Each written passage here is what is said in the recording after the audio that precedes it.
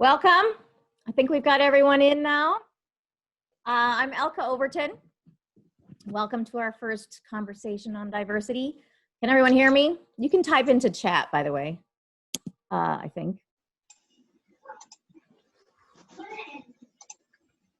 Hi, my name's not Lily. I can't choose it. Okay, so I want to welcome Reverend Gabrielle Kennedy. She's going to lead the session this evening. And basically the plan is she's got a lot of ideas and thoughts she's going to share with us for 30 minutes or so. So everybody can just turn off their microphones during that session. And then we're going to go into breakout rooms. So I'll divide everybody up into small groups and have 10, 15, probably 15 minutes in the breakout rooms. And she's going to present like a topic of discussion. So we'll break into small groups and talk, turn your mic on, talk face to face for about 15 minutes. And then I'll send you a little notification to let you know to come back to the main group. And then we'll kind of all share ideas. But I think when we all kind of come back together, if it's just a small group like this, we'll be fine. We can maybe use microphones, or you can also enter stuff into chat. I will be keeping an eye on the chat. We have several of us kind of watching the chat. So we'll help share those chat thoughts with Reverend Kennedy as well. All right, so welcome, Reverend Kennedy. Amen. All right. Good evening, everybody. Get my earbuds in there good. So a big thank you to Jefferson College for inviting me to come to share with you all today. Super excited to be able to share in the Jefferson County area. I am the pastor at Buren Chapel, African Methodist Episcopal Church there in Herky. And so it's great to be able to interact in the community outside of the church while still being the church. So, and so excited and really grateful to the Diversity Committee and especially to Dr. Richard Stevenson and to Professor Overton and to Professor Melanie Gowdy, who all helped to prepare me and get me ready to speak with you all today. So, and all the details, right, Elka, that come with putting together a Zoom workshop. We are in a new era. So I am excited to be here. And so I did wonder though a little bit about why y'all invited, preacher to come to talk to y'all tonight. I thought maybe y'all needed a sermon, but don't get scared. That won't be the case. But regardless of, where we come from, whether we're in the academic world or whether we're in a worship setting, faith-based group, community-based kinds of things, regardless of where we are, wherever we sit, there's something spiritual about our connection to one another, I believe. And that connection also allows us to have it allows us to progress as human beings. It allows us to see beyond, what just our eyes see, but also to connect and to feel each other in a way that what's textual can't deliver for us. And so I'm hoping that, and I know this is true, right? How do I know this is true? I know this is true because we are looking at each other over a screen, and I've been preaching to a screen for 7 months, and folks still get it. So I'm hoping that this time that we spend together today, we will be able to, we'll use this time to reflect, right? That's why I call it reflections, because I don't expect the issues that we have in this world are huge. I don't expect one conversation to necessarily change all of that. But this idea that we will be reflecting on social movements and social change from a faith-based perspective, I think will be interesting for us tonight. But will also allow us, right, to pollinate between the sacred and the secular. right? So when you hear me say words like spiritual, and even words like worship, those are not strict, held in a strict definition. But it allows us to see that there are places that we connect as human beings, and that allow us to be involved in places with folks who we may not think we have anything in common with, but we really do. So by the end of the night, I hope that we will be on our way to reflecting together, even though I have never seen, well, I may have seen a couple of your faces before, but we've not spent any time together, right? Like, we're not best friends. And yet I think we have this time, and we can reflect together. We can think about our lives together. We can dream together, and think about what we want our communities to look like.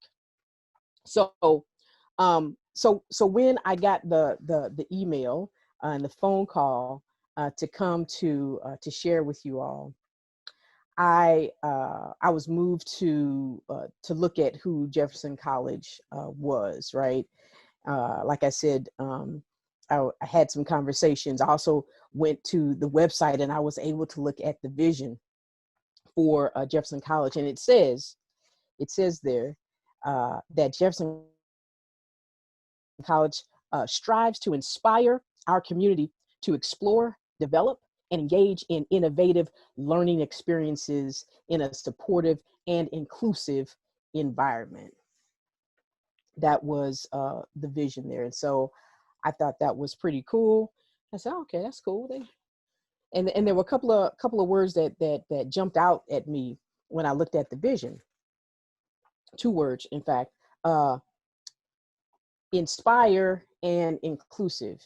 I find the word inclusive interesting every time I see it, because I think it's meant to do one thing, but it makes me think inclusive assumes that somebody was being excluded to begin with, right? There's this intention that we have to have, and so inspire just always leads me back to spirituality, inspiration, what moves us, right? So, and both of those things are super important when we talk about social movements and social change. And so I want to acknowledge that there have been and there will be many social movements, right? Movements around labor and around the environment, anti-abortion, food, gender, anti-war, not to mention Christian and other faith tradition movements, just to name a few. There are and there have been and there will be social movements and counter movements, right, in our society. And I believe the whole idea of this nation was really formed as and began as a social movement. A social movement, a loosely organized but sustained group of people who are connected through shared interest in blocking or affecting change in a society structure or values.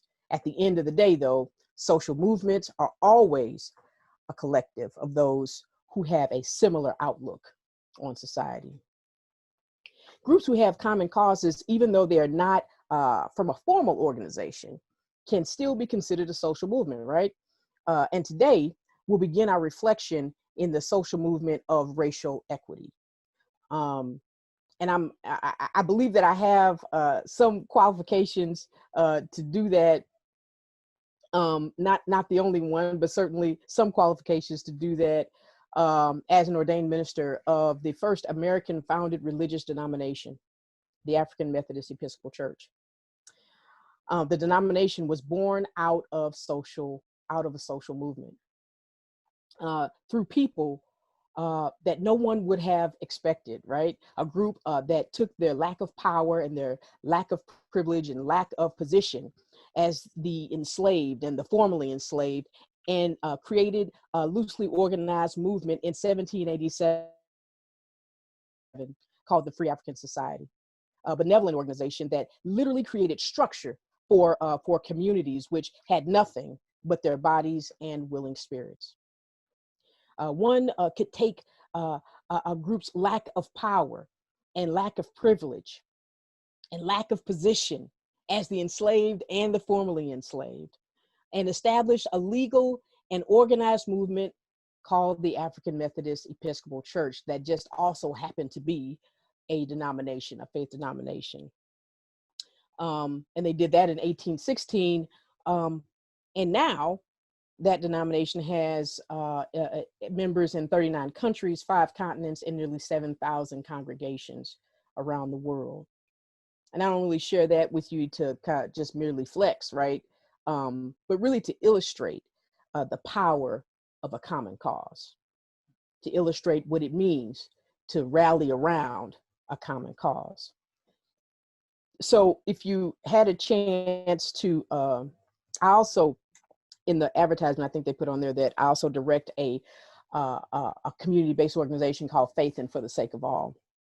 Faith and for the Sake of All is an organization that's committed to improving the health and well-being of African Americans by what we call mobilizing the faithful. And that just means helping people to do something about what they believe in, right? And when I started at Faith and for the Sake of All about 2 years ago, 2 years ago, last week, in fact, it took me about 60 days to begin to identify with those who had been in the civil rights movement, right? And to understand why it was so deeply populated, why that movement was so deeply populated by those from the Black church tradition.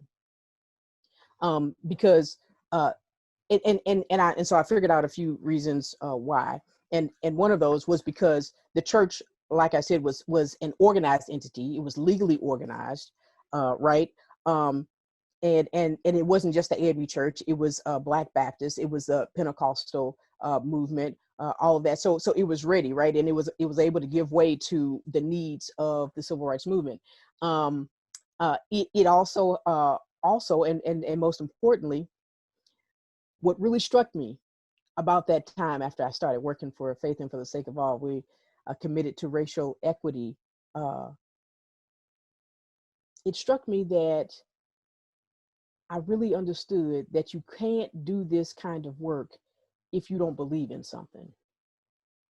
Like, this ain't the kind of gig you can just, you can't talk to people about racial equity, have uncomfortable conversations, and come face to face with conflict, quite frankly, and insult, without believing in something. My organization is ecumenical, and that means that it is a multi-denominational and interfaith. But it also means that it includes those who may not practice any particular faith at all. Just because a person doesn't practice a particular kind of faith doesn't mean that they don't believe in something. And so we are clear that that there are folks who have all different levels and phases and types of faith, right? And yet they still believe in something. They still can find a common cause. And so we practice those different faiths and walk these different lives, right? And we can still be a part of the same movement. Some folks have a stronger moral conviction and no faith tradition, and others have a strict faith tradition and no morals. Okay, we've seen that a few times. But either way, right, we can still touch and agree, as we would say, touch and agree, and say that we are concerned about some of the same things. Okay, so I want to. It occurred to me that as we talk about social movements, that there are, like anything else, social movements have some kind of provocation, right? Something that provoke people to do the things that need to be done. I'm going to, there we go. I'm going to share my screen here. And get us to a place where we can, and let's pray that this works. It did when we tried it earlier. So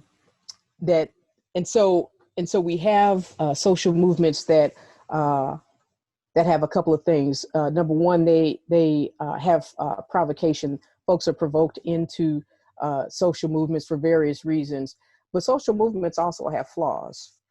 And so let's see, it took a while the last time. There we go. So I want to talk about the provocations first. I want to go through some history as we reflect on what social movements and social change have meant in the past and what it could mean for us. And so here are some well-known highlights of the civil rights movement, and we're going to look at those through this lens, okay? So these are roughly between 1948 and 1968. First one is that President Harry Truman issues the Executive Order 9981 to end segregation from services. Then we have the Brown versus Board of Education, right? That's a pretty well-known one, coming out of Topeka, Kansas. Eisenhower signs the Civil Rights Act of 1957 into law to help protect voter rights. Then we have Lyndon B. Johnson signs another Civil Rights Act, right? So this is more about employment discrimination. And then we have President Johnson signing the Civil Rights Act of 1968, also known as the Fair Housing Act, to provide fair housing. So when you look at all of these, right, these are important people making important decisions, and their names will always be tied to them. But for each one of those, there is some provocation, right? In 1948, when President Harry Truman issues that Executive Order 9981, he only does it after A. Philip Randolph and Grant Reynolds. They form the Committee Against Jim Crow in Military Service Training, right? Because they already knew that people were being discriminated against while they were in the military. And they wrote to President Truman and they said, President Truman, we need for you to set a moral pace and end segregation in the armed services. So there had to be something that moved people in power to do that. Brown versus Board of Education only happens after 5 different lawsuits had been filed, and then they all got pulled up under Brown versus Board of Education. Oliver Brown risked his own life and the life of his daughter Linda as they were doing this lawsuit, right? Because in 1954, you don't file a lawsuit against the Board of Education, which is all white, right? And then expect that you're not going to have some trouble. So this is the provocation, right? That comes in Eisenhower. Eisenhower signs that Civil Rights Act only after 2 years after the Montgomery bus boycott, which found its calling, right? Only after Jeremiah Reeves is wrongfully convicted of a rape of rape and then executed. And Rosa Parks was incensed by this. They were planning these things already, right? But she goes and decides to be the person who sits on that bus, the second person, by the way.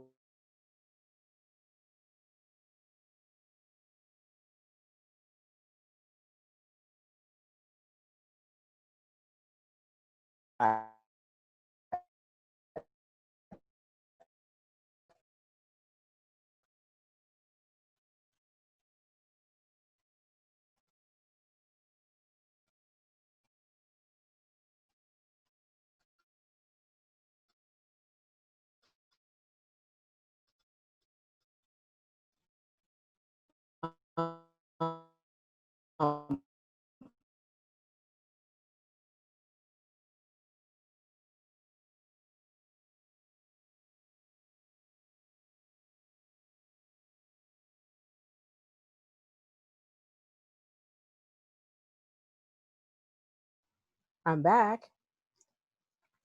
I got kicked off.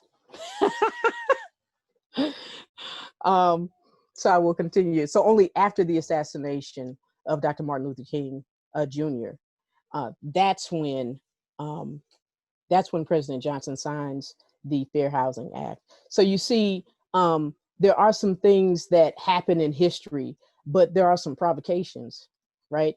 Some people had to do some things. They had to say some things. They had to put themselves in places where they would not have normally been, and they didn't do it by themselves. And every one of these cases, somebody of power and authority had to make a decision and take an action, but only after the people determined that they had a common cause.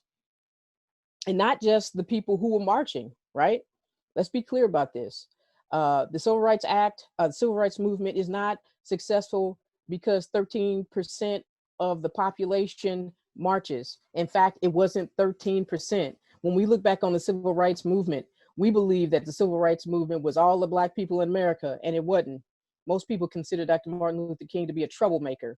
He had a hard time finding a place to preach and to speak, right? So this is a small cadre of people who were determined that they were going to stand up and that they were going to use their voices and even their bodies to make this point, and that they were going to display that they had a common cause.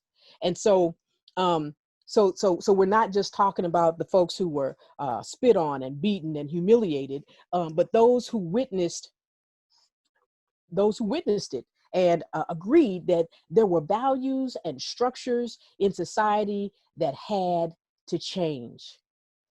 These were moments of awakening for local communities that got this national and international stage for what was happening. Why? Because people found something about what was happening there, and they identified with this common cause. And so we've seen this happen over and over and over again, and we've seen it happen in the last 7 months. We've seen these awakenings. Why? Because when people see things happen and it's not right, there's something in us, right? As human beings, there's something in us that says, there's something not right with that. I can't swallow that. I can't deal with that. And then it is some kind of response. So there's also social movements, right? Also have these flaws in them, right? And because there are flaws, moments of awakening aren't enough. It's not the end of the story, right? Moments of awakening are important because it slaps us around a little bit, give you a little gut punch to say, hey, pay attention. But it's not enough because we don't have enough stamina, right? We don't have enough stamina. Oftentimes laws are passed and policies are made, but we lack the motivation and the will to back that up with enforcement. I like the way Brian Stevenson says it. Brian Stevenson is the author of Just Mercy, and he says it in his documentary, True Justice. After he's in the documentary, he gives an account of the atrocities of enslavement and the Civil War, and then he contrasts it to emancipation, right, and Reconstruction. So he's saying, here are the atrocities and here are the places where we went in a different direction, only though to end up in the next 100 years of Jim, Jane, and James Crow, because our walk didn't match our talk. We talked a good game, right? But we didn't match that up. We started something and we refused to finish it because it required us to be uncomfortable. As a country, it required us to be uncomfortable. It required us to have some tough conversations and to sit in tension and to reconsider our privilege and to think creatively, not just about sharing a part of the pie, but to reimagine what a larger pie even looks like, right? And so when I say that we were uncomfortable, I'm going back to this point that it wasn't just 13% of the population, right? It couldn't have been. It couldn't have been. This whole idea of the revolution being televised is popular in progressive conversations and progressive groups, right? Because we know that the civil rights movement understood, Dr. King understood that to get on TV was a part of the goal, because people needed to see. They needed to see what was happening. And if they could see what was happening, then surely it would change something in them. It wasn't just the folks who were beaten and sprayed with water hoses. It was the folks who saw people being beaten and sprayed. Were folks who were not necessarily poor or Black or brown, or even had anything at risk materially.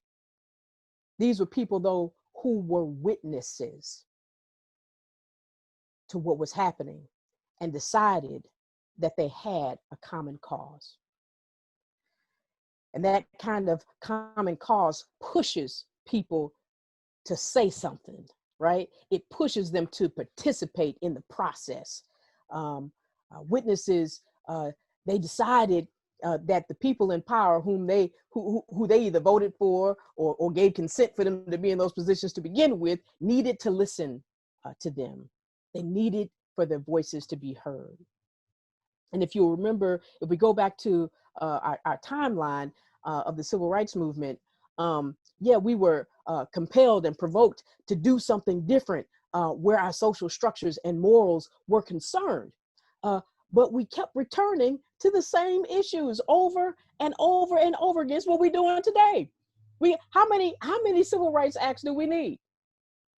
Like, how many times do we need to say, oh, it's illegal to do that, right? We just keep doing it over and over again, and then like applying it to another group. But it's the same thing, right? So this is the flaw. This is part of our flaw, and keep returning to the same issues. And I love the way Brian Stevenson, I'm gonna go back to him, the way he says, because the legal battles were won, but the conversation wasn't continued, right? He says, the North won the war, but the South won the narrative. Let that roll around in your mouth a little bit. The civil rights movement won the legal battle, but the white supremacists won the cultural conversation. Yeah, we could pass a law, but we couldn't change our social circles. This is why we where we are now, right? That's why in 2020 we still need to have a Black Lives Matter movement. This is why we still need to have a hashtag Me Too movement or an LGBTQAI movement, because at our core we have not committed to a complete change in our social mores. We have not committed to looking towards the margins, to seeing who is being left out, or better yet, who are we talking about? Because if you're not at, I've always heard that if you're not at the table in the discussion, then you on the menu. Your life is being decided for you. Your body is being controlled for. And so we haven't decided that the people that we're talking about at the table need to be at the table so that they can speak for themselves. And so we still get tripped up on only wanting to speak out when those being marginalized look more like us, right? But I believe we need to be reminded that the social movement doesn't have to be an organization. Y'all remember that it doesn't have to be an organization. Although most of us live and work in homogeneous environments, social movements don't need that to be effective. We just have to have a common cause and be willing to be a witness for, or have somebody be a witness for us. That's really all we have to do. And right now, we're only committed to doing it as little as possible to stop the boycott or stop the march or stop the protest for now or win the election. So, second thing, flaws. Social movements have flaws. And I fought with myself about how to illustrate this to you. But I just want to say that that those who were marching and those who were protesting and those who were sitting in at the counter and those who were walking and not taking the bus, many times those of us who are in this loosely associated group or in an organization, right? When a social movement becomes successful, quote unquote, sometimes a social movement becomes the institution. If it's successful, sometimes a social movement becomes the institution. Sometimes those who are fighting for equality may lose their way. They might forget that not everybody, let me go back to that word inclusive. Not everybody gets included. Some folk, you can be inclusive by letting one person in the room. Let's just say that. Goal achieved, we're done, we're inclusive. You can do that. But social movements and social change, especially from a faith-based perspective, from my tradition, and I don't claim this for everybody else, but I use it to illustrate, from my tradition, what we're concerned about is the widow, the orphan, right, and the stranger. At least that's what the text says.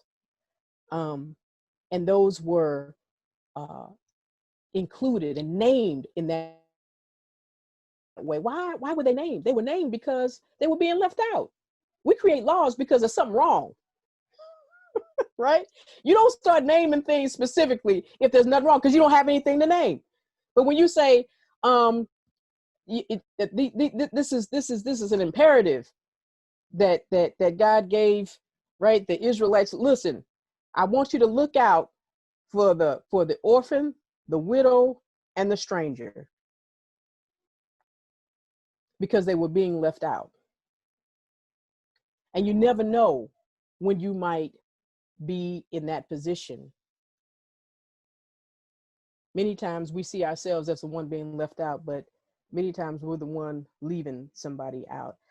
My family came back I'm from St. Louis originally, and my family came here, my husband and my children, in 2013 after I got a transfer, and I was working down in Hillsborough, working for the state, and I was uncomfortable because I'm an urban girl. I'm from North City, and so we were in South County, and that's a huge departure from what we would normally do, where I would normally live, right?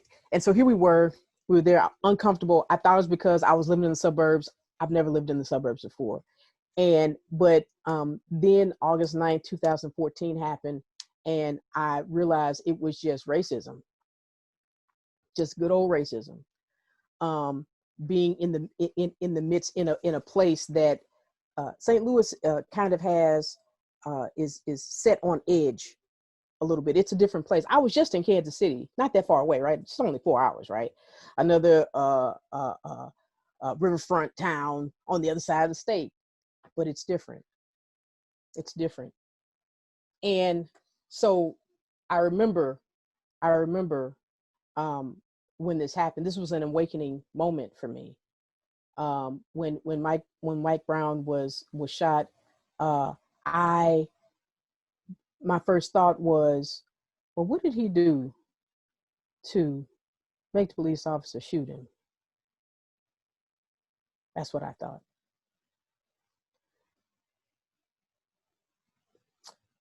But as the young people continued to protest, as more layers were peeled away about lifestyles, as it became clear about what was happening, as we began to adjust our lenses and look a little bit closer at what was happening, I had an awakening.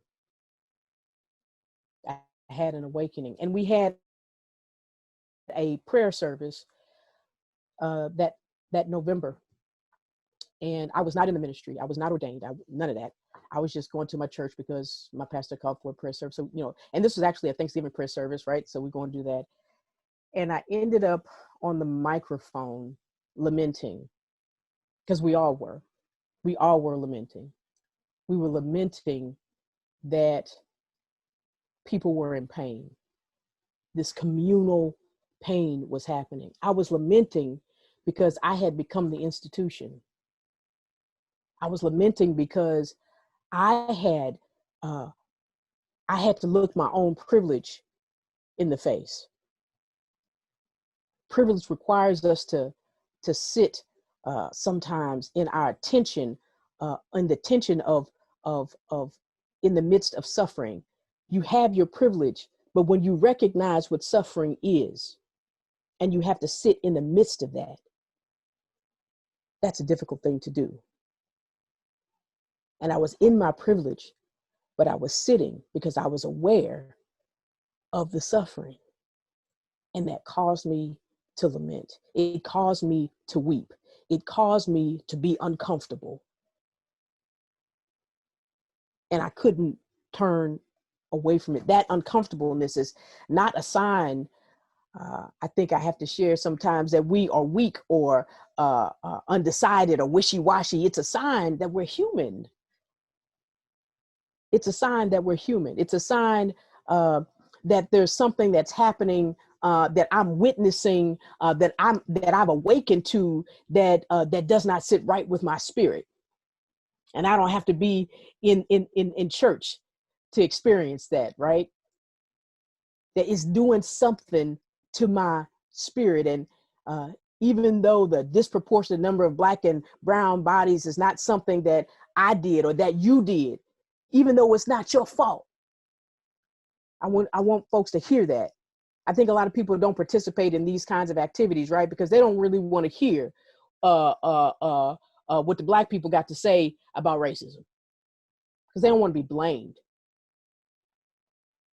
Even though I didn't kill Mike Brown Jr. or cause over policing in the neighborhood, it still moved me. It still inspired me to take a deeper look at what I was doing. It caused me to look at what were my privileges. Where was I sitting? And it took me to some of the foundational practices of the Black church. I don't know if you know anything about it or if you've ever been to Black worship experience. But if you have, you've noticed there's more than one person speaking throughout the service, especially during the sermon. What you may not know is that many times we preachers, we threaten the audience that if they don't say amen, we'll preach a lot longer. So everybody, amen, amen. We don't even know if they mean it for real. Amen. No, I'm just kidding. Okay. But in this traditionally African practice, right? This tradition of call and response, it makes it necessary to give a response to what we believe. And you can ask any Black preacher, and they will tell you that the most difficult part about being in this pandemic is preaching to a muted screen or camera. It's the hardest thing, because the tradition of call and response says that the sermon ain't done until somebody say amen, until somebody affirms the word that you're giving. I have to tell them, wave a hand or something, okay? So amen. The traditional African approach to worship also teaches us how to be committed. It teaches us that when you agree, when you see and you have a common cause, in worship, you must show some physical representation of that agreement. If you believe in something, if you're inspired by something, there should be some physical manifestation of it, some bodily manifestation that says that you believe. I know it might seem like I'm just talking about amens and hand clapping and folks shouting in the church, but for real, if we tiptoe over to the secular side of this thing, you know what happens in your car when you hear your favorite song, huh? That upbeat song come on the radio, and you know you're not just sitting there, start bobbing your head a little bit. Come on, snapping your fingers, singing along with the lyrics, huh? That's because that's what the song inspires you to do. My default is always to invite people to come and sit in the pew. That's my default. But believe me when I say the work of spirit is the work in the community. We worship on Sundays, but we work Monday through Saturday. And working is a part of worship. Finding that common cause is a part of worship. And you don't have to call it worship. That's what I call it. You don't have to call it worship, but it still allows us to be connected, right? Among those who will be our witness and that we can witness for as we endeavor to affect change in our communities are those that we will connect with out in the community. Those that we will witness for. Those that we will sit with in our tension. It does call us to be uncomfortable, right? But it doesn't call us to do it alone. That's where we can connect and find the common cause. Amen. So I'm going to share my screen again, and I want to have us go to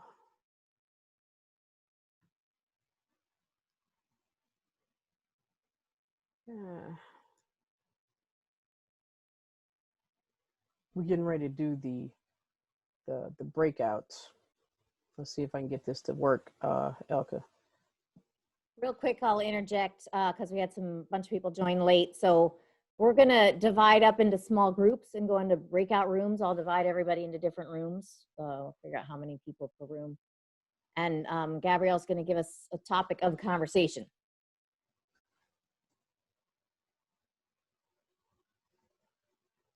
Okay. Hold on. Let me do it again.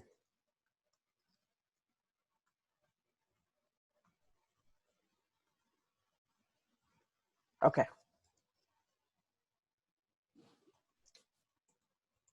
All right. So then,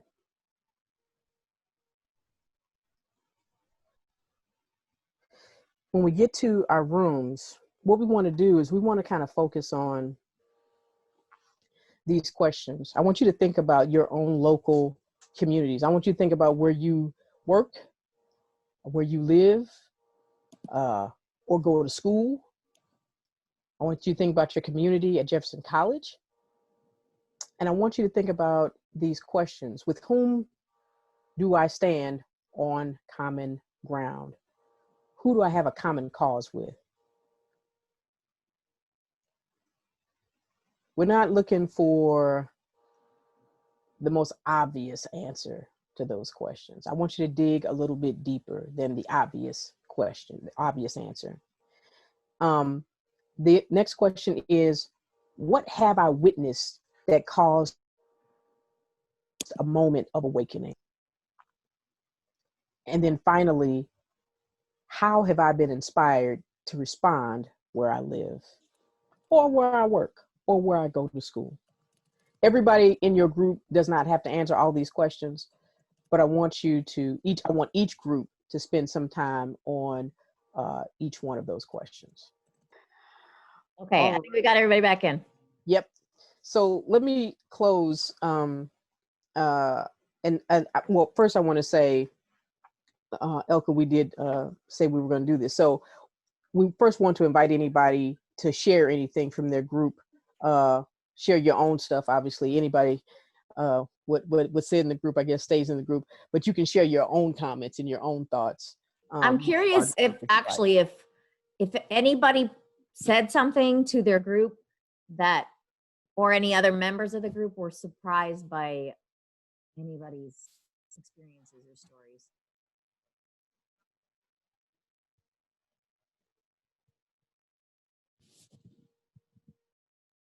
You guys can turn on mics. Are we doing chat? I'll say that there were some stories that were shared in our group that were sad and uncomfortable, but sadly they weren't surprising either.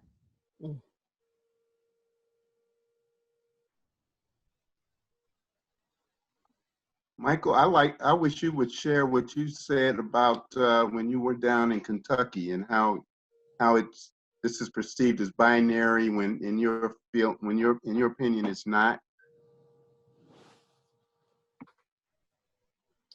You're muted, Michael. Yeah, I hit the button about 3 times and kept going back and forth. No, it was interesting for me. We were talking about, of course, a range of things, not simply race. And I was in the Tennessee Army National Guard in East Tennessee, which was a very homogenous group. In fact, there were a very small number of last names in our unit, indicating the kind of insularity of the population. And I was with a group of soldiers when Don't Ask, Don't Tell came down under the Clinton administration, which was considered quite radical at the time. I don't know if anybody remembers it. Now, you know, with the center of gravity has moved, and it's very differently perceived now. But what's interesting is that this very, very white, very rural population got together one evening. We were doing a training exercise in the middle of Tennessee, and they started talking about how they knew good gay people and bad gay people, even though they were coming off as what probably it would be tempting to just sort of overlay the whole thing, a bunch of homophobes. They were going, well, wait a minute, I used to work with so-and-so, and they were gay, but they were fine, and they were great people. And then I knew this other person, and they were terrible. They were able to differentiate, even though there was an overlay of negativity, they were able to differentiate individuals and those who they thought they could work with and get along with and thought were just fine, despite the fact, again, in their processing, despite the fact that there was this particular thing about them that they didn't like. And the whole, what I was talking about for the binary mode is that I think one of the things that inhibits the conversation is this kind of put everybody in a bucket and say that if you are, what we are defining today as racist, you're evil. And if you are self-identified as non-racist, whatever that means, you're good.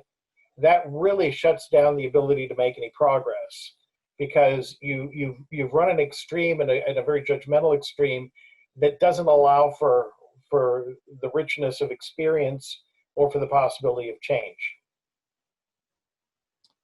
Thanks, Michael, for that. Oh, sorry, ma'am. Go ahead. So this actually just occurred to me based on what we were talking about. When we were in our groups, we were very much talking about personal interaction, which in my world is more about prejudice. It's more about, prejudice and discrimination, which I think is something you as an individual can do to another person, even if you don't have social power. But racism and sexism and homophobia, a lot of those things are held up by a system. There's the systemic issue. And I would say that because we were talking about when we had an awakening, I think I had an awakening about personal prejudice and all that good stuff back in college. But when it came to understanding the fact that we have these systems and that racism, and for example, is the intersection of prejudice and power, that was a little bit more recent, I think. And that was really by reading and listening to Black voices and understanding from Black activists. I think that that's a little bit more recent to understand that this is really, there's a difference between the systemic and the personal. And that just came to my head while we were talking and debriefing. Yeah, I thank you for that differentiation there, for kind of pulling that out, because the truth of the matter is that there's probably few people who are not racist. And I don't say that as a judgment. I don't say that as I don't even know y'all. But for real, being in this system, living in this place, being socialized in this way, I find it really difficult to believe that that especially that most white people are because you're in a system that creates a power structure, right? That's built in prejudice. That's just and there are certain expectations and certain things that have been laid out. It's very difficult to not do it. Just like it's difficult for me to not operate in my own privilege, right? It's difficult for me. I can't not have 3 degrees. It's just a part of who I am. And so I walk around with my own privilege. Like when I went to Kenya, I had to look at my own privilege as a Westerner. I'm looking at Black folk that look like me, and I had to deal with that. And so I don't say that to you because I'm throwing something on you. I say it to you because it's a reality of how we've been conditioned and where we live and how we've been raised.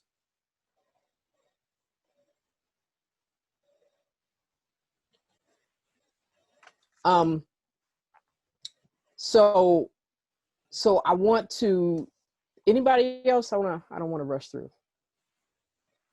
Anybody else got comments from your discussion?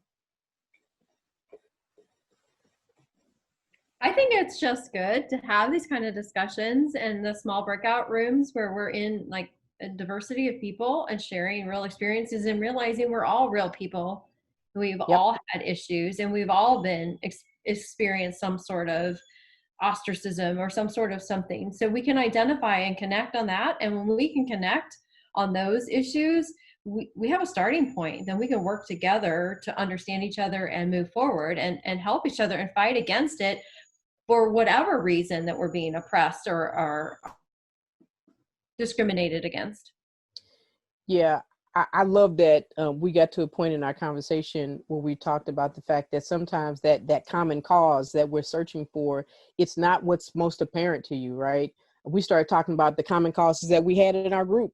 And as we kept talking, it was like, oh yeah, I have that. You know, Elka was like, you know, I'm in a male-dominated a vocation. I'm like, me too, right? So it depends.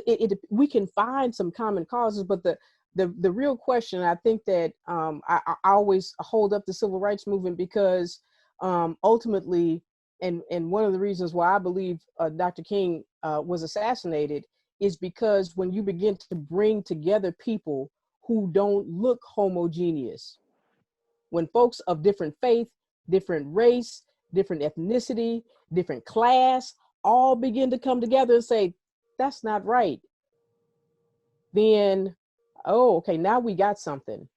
Now we're talking about power structures. We're not just talking about people, right? It's not just personal.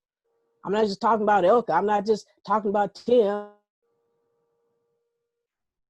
When you start talking about the power structure, then, and a cross section of people coming together, then you got something. And they're walking shoulder to shoulder. Gabrielle, the one other thing I thought of when we were in our small group was, I said I'm in South City. And so when Michael Brown was killed and the protests began, I remember my initial reaction because they were right here at the end of my block, you know, and I remember initially being concerned or not sure how to react and like hanging on that edge of like worry for people becoming angry in those moments. And at the same time, ready to, you know, walk out the door and walk down the street and join them. And I almost, you know, many of my friends were protesting, like, but it was that's when I kind of reached a level of understanding of the importance of action, which is what you were talking about earlier. Yeah. and needing to take some kind of action, you know. And had I not been home alone with 2 small children, I would have been out on the street, you know. But I that was my moment of like, oh, I get it. I get now why we have to do that. Why it's important for everyone to be part of that and to speak out and to do something. Yeah. And sometimes it's not as big as a large social movement. Sometimes it's a couple of people who have been discriminated against, who have been marginalized, who've been shut down and shut up in your environment. And the question is, can you find any common ground with them? Can you find any common ground? And so finally, let's see if I can get this right. Can I say something really silly? Please. Kind of Please. fast. You know, when you said like just speaking up when you have your moment to find that common ground, or say like I'm part of something bigger, and it may not be protesting, but this sounds silly, but my last name's McCluskey. I'm sure you've heard the name in the news. I am always very clear now when I'm someplace and I'm talking to someone, like there's no relation, believe me. There's, you know, like just to say, yes. So it's just one of those little moments, like maybe we'll find some common ground by me saying I'm not related. So, thank you. So what do we do? What do we do? Finally, we're looking for a common cause, and that means that we may have to step outside of our normal circles, outside of being with people we would normally be with. We might have to be in search of people who are suffering, the small voices that don't get heard. We have to be a witness. Generations of people were witnesses. They didn't turn away, but they allowed themselves to sit in the tension and to sit in the uncomfortableness of what was happening, that said to their own spirits and their own souls, this is not right. And they allowed themselves to speak, use their voice for their own concerns. And after learning about the concerns of others, being a bullhorn for them, right? To help those voices to be heard as well. And they responded in a way that inspired them. Respond in a way, respond to what inspires you. And I don't think that we oftentimes, again, I'm gonna go back from the to the sacred and the secular, that thing that catches your attention, that is rolling around in your head just a little bit, sometimes it's not the loud voice that is calling for you. It's the small voice, the thing that just nags at you a little bit, the piece of this presentation that you just can't let go. That may be the place that's calling you to respond and calling you to continue to do that, so that we don't fall into the trap of the flaws of the social movement, right? That we lost our stamina, but that we just keep doing it whenever we're called into those moments of awakening. Thank you, everybody. I really appreciate the opportunity tonight. It was good to see and meet all of you. Thank you, Thank you, Gabrielle. Gabrielle. Gabrielle. Thank you. Thank you.